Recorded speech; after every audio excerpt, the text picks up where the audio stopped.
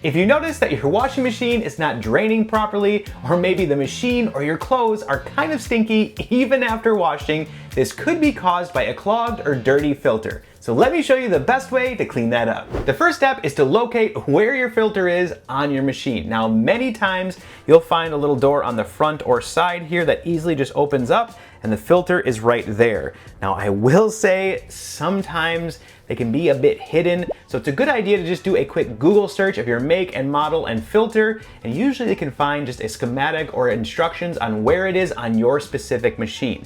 Now, obviously this is a front load machine here, so those ones usually have a filter. I will say if you have a top load, not every top load machine has a filter for you to clean. Sometimes if they do have it, it's kind of in the center there of the agitator. You just take that top off, but it's always a good idea if you can't find it, again, just to do a quick Google search. Now, before you open up the filter here, what you want to do is just go grab yourself a baking sheet here. Now, usually the door will pop off like this, but this fits nice and easy right underneath the machine. The reason you want this here is because when you open this stuff up, many times it's going to drain water and it can make just a bigger mess, and we don't want that. Now, most of these have just a little bit of a hose here that easily lets out a ton of the water in there. Now, this one doesn't have a ton here, so this also might be clogged.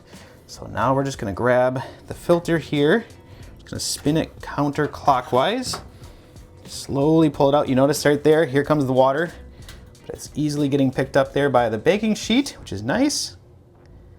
Just gonna let this slowly drain out. Now, I will say, if this is really dirty, sometimes this might stink as well, so just brace yourself for some funky odors, but we're gonna get that cleaned up so it doesn't stink anymore.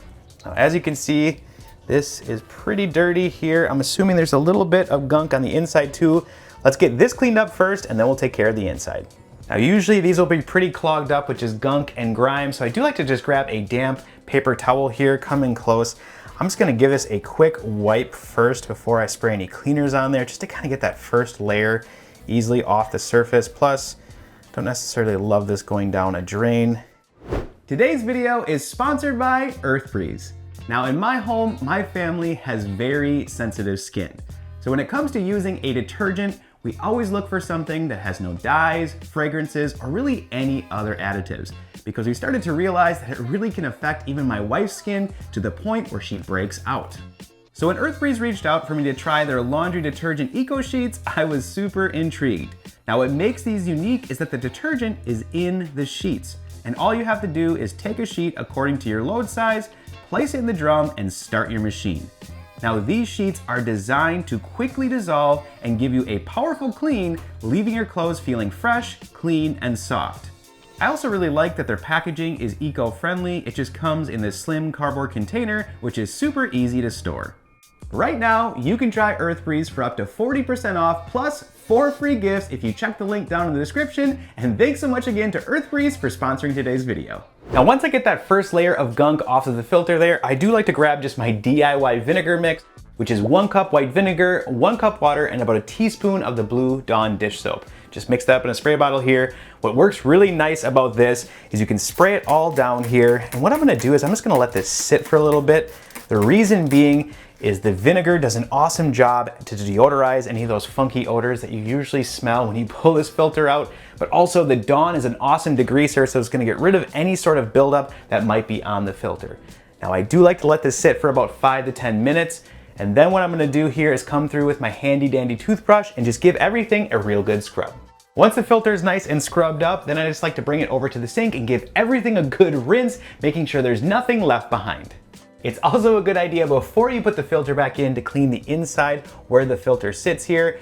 Just like the filter's all grimy, this usually gets a little nasty as well. So all I do is just grab, again, the DIY vinegar mix, spray that out, and the handy dandy toothbrush, and give everything a good scrub. Now, like I mentioned, the hose right here is supposed to drain all that water out nice and easy before you pull the filter out so it doesn't make a mess. But this one seems to be clogged with something. So what I like to do is just grab a quick pipe cleaner here. We're just gonna put it in here. Just kind of give it a quick scrub. That way, if there is anything inside, which yes, there's definitely some grime in there, we can get this nice and cleaned out. That way, the next time you go to clean the filter, it easily drains all the water and it's not as big of a mess. So once everything is nice and clean, the final step is really the most important step throughout this entire job, and that is putting everything back together. Now the first thing I like to do is just grab the plug here. We're gonna put this back in the drainage hose and make sure it's nice and tight. Then just put this back in place here. Then we're gonna grab the filter and we're gonna put it back in. Now you wanna make sure that you get it in place and turn it clockwise. Make sure it's nice and tight and snug and properly threaded in the hole. Now the reason this is so important is because if you don't put these back in place properly, the next time you run your washing machine, all the water is gonna spill out everywhere, completely flooding your laundry room, and we don't want that. Now what I like to do is once everything is back in place like this, I'll just pop the door on and I'll just run a quick cycle through here just to get some water in there and pay close attention to this bottom area. If I do see any water, I immediately stop the machine, pull everything out and make sure to retighten it. That way it's nice and snug and it's not going to leak. And there you have it. Now you know the best way to get your front load washing machine filter nice and clean.